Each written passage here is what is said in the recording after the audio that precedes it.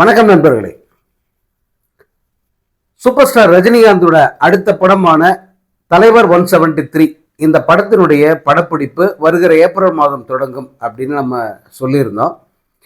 அதைத்தான் படத்தோட இயக்குனர் சிபி சக்கரவர்த்தி 2 மேடைகளில் சொல்லியிருந்தாரு. அண்மையில் தாய் கிழவி படத்துடைய அந்த ப்ரீ ரிலீஸ் அந்த நிகழ்ச்சிக்கு வந்திருந்த சிபி சக்கரவர்த்தியை தலைவர் படத்தோட இயக்குனர் வராருப்பா வழி விடுங்க அப்படின்னு சொல்லி ஒரு ஜாலியான கலாய்ப்பு ப்ளஸ் அவருக்கு ஒரு தனி அந்த கிரீடம் வந்துருச்சு. தலைவர் படத்தோட இயக்குனர் அப்படின்னதுமே அந்த முக்கியத்துவத்தோடு படத்தினுடைய தயாரிப்பாளர் சிவகார்த்திகேயன் கூட்டிகிட்டு போகிறாரு. அப்போது அந்த இடத்துல இந்த படம் குறித்த அப்டேட்டை அவர் தவறாமல் சொல்லிட்டு போகிறாரு. இந்த தலைவர் 173 இந்த படம் ஏப்ரல் மாதம் தொடங்கி செப்டம்பருக்குள்ளே முடிஞ்சிடும் அப்படின்னு சொல்லியிருக்காரு. காரணம், இந்த படம் 2027 பொங்கலுக்கு ரிலீஸ் அப்படின்னு உறுதியாக அறிவிச்சிட்டாங்க கமல்ஹாசனுடைய அந்த பட தயாரிப்பு நிறுவனம். அதனால் அந்த தேதியில் நிச்சயமாக தவறாமல் இந்த படம் வெளியே வரும். அதற்காக அந்த படப்பிடிப்பு நாட்கள் சரியாக திட்டமிடப்பட்டு அதற்கேற்ப அந்த படப்பிடிப்பு தொடங்க போகுது.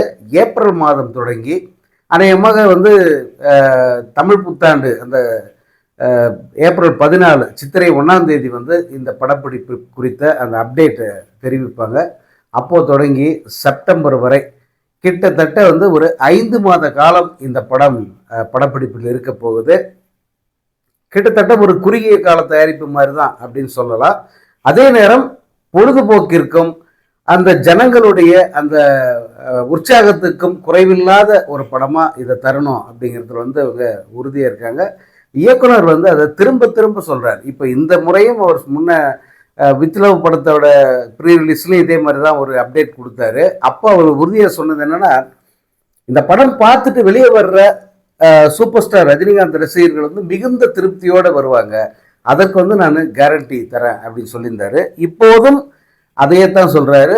இந்த படம் ஒரு பொழுதுபோக்கு, உற்சாகம், அதே போல் கமர்ஷியல் என்டர்டெயின்மெண்ட்டு அவ்வளவும் கலந்த ஒரு ஜாலியான படமாக இருக்கும். சூப்பர் ஸ்டார் ரஜினிகாந்த் விரும்பிய மாதிரியான ஒரு படமாகவும் ரஜினி ரசிகர்கள் விரும்பிய படமாகவும் இது இருக்கும் அப்படின்னு சொல்லிட்டு அவர் அப்டேட் கொடுத்துருக்காரு. இந்த பக்கம் ஜெயிலர் 2 படத்தினுடைய அந்த பின் தயாரிப்பு பணிகள், போஸ்ட் ப்ரொடக்ஷன் ஒர்க்ஸு, அந்த பணிகள் ஆரம்பிச்சிருக்கு. அதற்கான ரஜினியினுடைய டப்பிங்கு இன்னும் அந்த பல்வேறு விஷயங்கள் விரைவில் அடுத்தடுத்து நடக்க இருக்கு. அப்போதான் படத்தினுடைய டீட்டெயில்ஸை அவங்க வெளியிட போகிறாங்க. இப்போ பார்த்தீங்கன்னா ஜெயிலர் 2 தான் அடுத்து ரிலீஸ் ஆக போகிற படம். ஆனால் அதற்கான ப்ரொமோஷனல் வேலைகளெல்லாம் எதுவும் செய்யலை. அவங்க அப்படியே நிப்பாட்டிட்டு 173 பற்றி அறிவிச்சிட்டாங்க. அதுக்கடுத்து ரஜினி கமல் இணைந்து நடிக்கிற அந்த ஒரு மிகப்பெரிய படம், அந்த படத்தினுடைய ப்ரொமோவை வெளியிட்டாங்க. அது என்னடான்னா உலகம் முழுக்க பேசு பொருளாக மாறிடுச்சு. இன்னைக்கு தேதிக்கு இப்போதைய நிலவரப்படி அந்த படம் கிட்டத்தட்ட 60 மில்லியன் பார்வைகளை பெற்றிருக்கிறது பல்வேறு சமூக வலைதளங்களில், யூடியூப் உள்ளிட்ட தளங்களில். இது ஒரு பெரிய சாதனையாக பார்க்கப்படுது. ரஜினி கமல் அப்படிங்கிற 2 பெரிய ஒரு நடிப்பின் சிகரங்கள், அவங்க 2 பேரும் இணைந்த இந்த ப்ரமோ ஒரு பெரிய வைப்பு கிரியேட் பண்ணியிருக்கு. அதே போல் அனிருத் இந்த படத்தினுடைய ட்ராக் கம்போஸ் பண்ணப்போ அவருடைய ரியாக்ஷன்ஸு, அது ஏற்படுத்தின அந்த அதிர்வு, இதெல்லாம் நிறைய சமூக வலைதளங்கள்ல ஒரு பெரிய வைரல் கண்டென்ட்டாக தொடர்ந்து போய்கிட்டு இருக்கு. ஸோ இப்போ இது நின்று அதுக்கு அடுத்து தான் இந்த ஜெயிலர் 2 ப்ரொமோ மற்றும் இதர வேலைகள் ஸ்டார்ட் ஆகும்னு தெரியுது. அதுக்கடுத்து 173 இப்படி போயிட்டுருக்கு. பட் இந்த கமல்ஹாசன் ரஜினிகாந்த் இந்த இருவருடைய இந்த படம் ஏற்படுத்தி இருக்கிற அந்த அதிர்வு, அந்த செய்திகள் ஏற்படுத்தி இருக்கிற தாக்கம், அதே போல் இந்த வீடியோ எந்த அளவுக்கு இப்போ இருக்கிற தலைமுறை ரசிகர்களை கவர்ந்திருக்கு அப்படிங்கிறதெல்லாம் தொடர்ச்சியாக சமூக வலைதளங்களில் பார்க்க முடியும். இந்த படத்தோட இயக்குனர் நெல்சன் தொடர்ந்து அவர் ரஜினியை வைத்து இயக்குற 3வது படம், ஹாட்ரிக் படம்.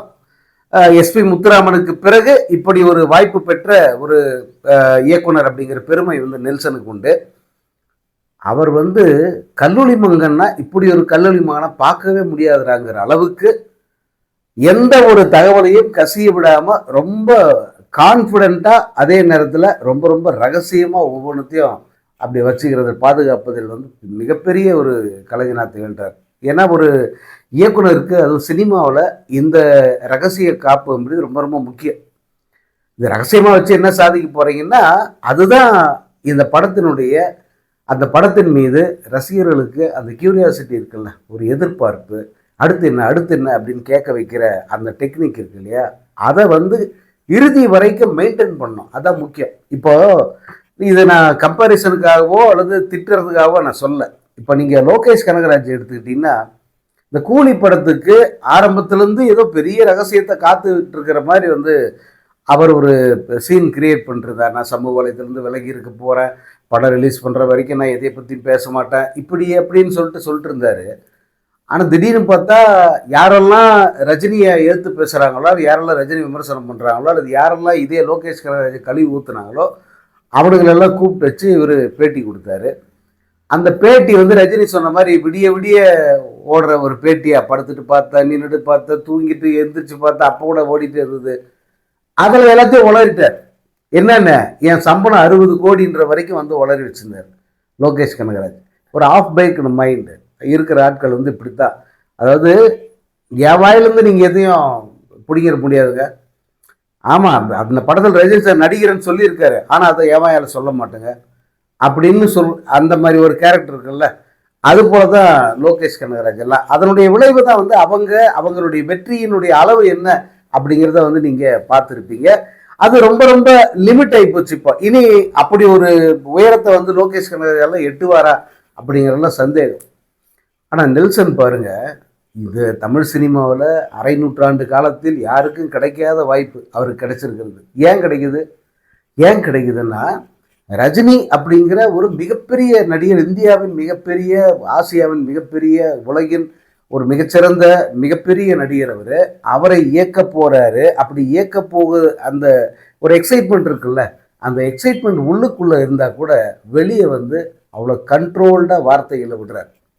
அவருடைய மேனர், அந்த ஆட்டிடியூடு இருக்கு பாருங்க, அது தொடர்ச்சியாக இந்த பையன் வந்து ரொம்ப நம்பகமான பையன்டா, இவனை நம்பி வந்து அடுத்த ப்ராஜெக்ட் தரலாம் அப்படிங்கிற உணர்வை சூப்பர் ஸ்டார் ரஜினிகாந்துக்கு ஏற்படுத்துது. நீங்கள் இந்த KH × RK இந்த படம் இருக்கு, இது அஃபிஷியலாக சொல்கிறது, இந்த படம் இருக்கு, இந்த படத்தை பொறுத்த வரைக்கும் எல்லா முடிவையும் ரஜினி எடுக்கிறார்.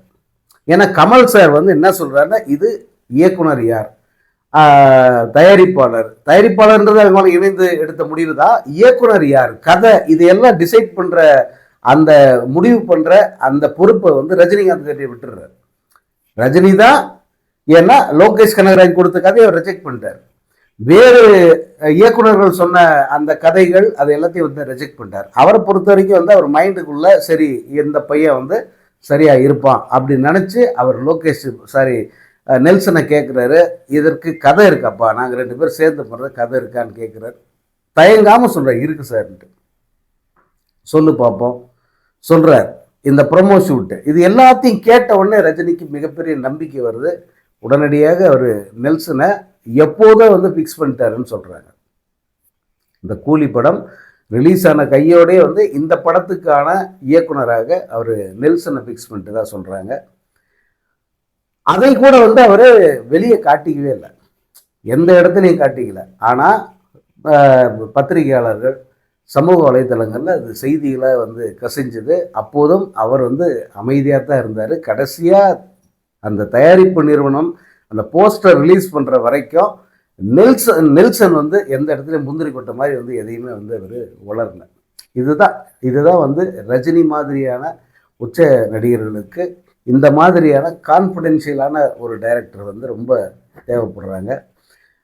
நெல்சன் வந்து அதை சரியாக அவருடைய எதிர்பார்ப்பை பூர்த்தி பண்ணுற மாதிரி வந்து இந்த ப்ரொமோவிலே வந்து அவர் அசத்திட்டார். அது ரஜினிக்கும் சரி கமலுக்கும் சரி மிகுந்த திருப்தி அளித்த ப்ரொமோ அப்படின்னு சொல்கிறாங்க. ரஜினி சார் வந்து இந்த ப்ரொமோ கிடைச்சிருக்கிற அந்த வரவேற்பு, அதே போல் இது சமூக வலைத்தளங்களில் இது வைரலாக சுற்றுறது, இதெல்லாம் வந்து ரஜினிக்கு மிகுந்த ஒரு மகிழ்ச்சியை கொடுத்துருக்கு. நம்ம சரியான ஒரு நபரை தான் வந்து இந்த ப்ராஜெக்ட், இது வந்து இந்தியாவின் மோஸ்ட் ப்ரெஸ்டீஜியஸ் ப்ராஜெக்ட்னு சொல்லலாம்.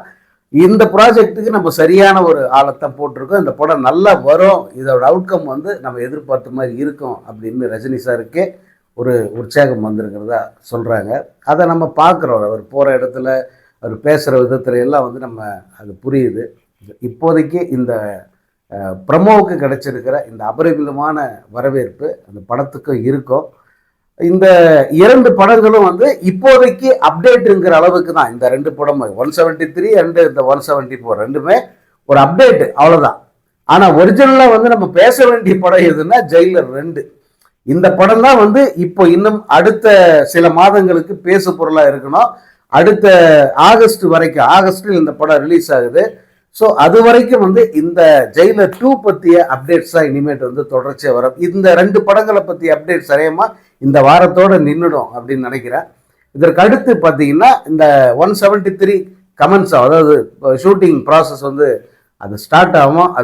அதற்கடுத்து ஜெயிலர் 2 பற்றிய அந்த செய்திகள், இந்த படத்தில் யார் யார் நடிச்சிருக்காங்க, டெக்னீஷியன்ஸோட முழு டீட்டெயிலு, அதே போல் படம் எப்போ ரிலீஸு, படத்தினுடைய ஆடியோ லான்ச்சு, இந்த படத்திலிருந்து வேறு ஏதாவது கிளிம்சஸ் வரப்போதா, டீசர் வரப்போதா, இதெல்லாம் வந்து இந்த ஏப்ரலிலிருந்து தொடர்ச்சியாக நமக்கு செய்திகளாக வரி வரும். அது வரைக்கும் இந்த 2 படங்களை பற்றிய செய்திகள் வந்து ஓஞ்சி நின்றுடும்.